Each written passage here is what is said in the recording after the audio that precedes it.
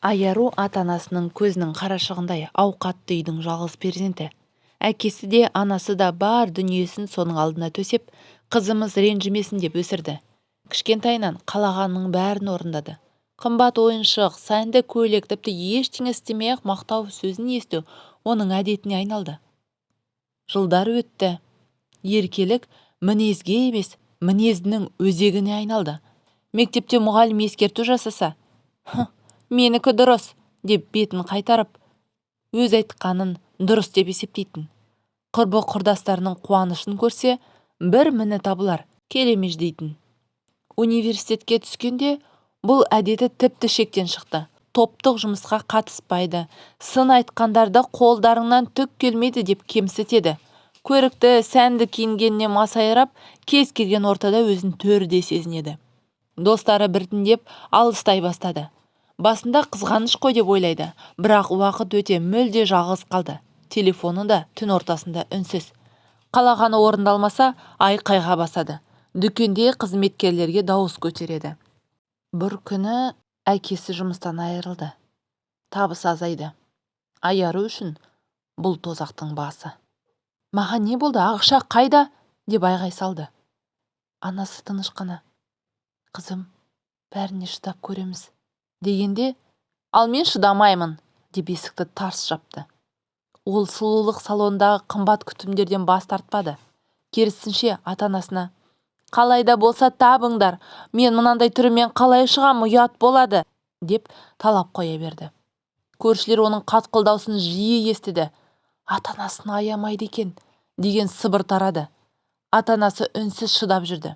Бәлкім өзгерер деп. Бірақ Айару күн өткен сайын өзімшілдігін үдете берді. Университет бітіретін жылы ол топтық жобаға тағы да жанжал шығарып, бүкіл студенттің алдында ұстазға тіл тигізді. Сол оқиғадан кейін оған еш жер жұмыс ұсынбады. Бірақ Айару бұған да өзін кінәлі сезінбейді. Мен мықтымын, мені бағалай алмай отыр деп жүрді. Жылдар өтті.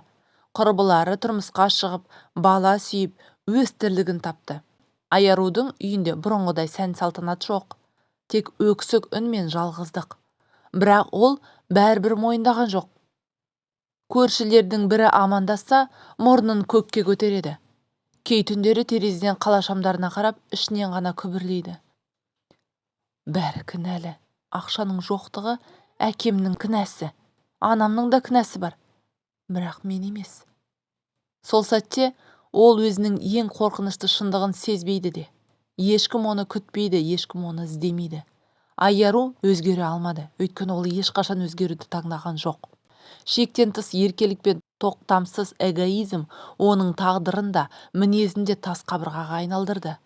Кей адамдар үшін өмірдің ең ауыр сабағы ешқашан сабақ алмау. Бұл оқиғада кінәні тек бір жаққа аудару оңай емес. Әрине, Айарудың мінезі өз таңдауынан туған нәтиже. Ересек жасқа жеткен соң әр адам өз ісіне жауап беруі міндетті. Бірақ оның бойындағы шектен тыс өзімшілдіктің тамыры бала күнгі тәрбиеден бастау алғаны да анық. Ата-анасы баласын шексіз жақсы көру заңды, бірақ бәрі дайын, тек ренжімесін деген ұстаным жас жүрекке дұрыс түсінік бермейді.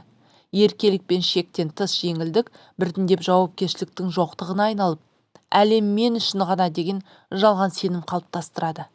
Ал Айару болса, ересек шақта бұл қателікті көрсе де, мойындап өзгеруден бас тартты. Бұл оның өз шешімі. Бала тәрбиесіне шексіз махаббат қажет, бірақ ол шектеумен қатар жүруі тиіс. Жоқ деген сөзді естуге бала кішкентайынан дағдылану керек. Бұл болашақтағы шынайы өмірге дайындық. Жауапкершілік бөлісуге, еңбектің дәмін сезуге ерте үйрету ең үлкен сыйлық. Қателікке жол берсе, өз қателігін мойындап, түзетуге мүмкіндік беру, шынайы қамқорлық. Айарудың тағдыры ескерту секілді.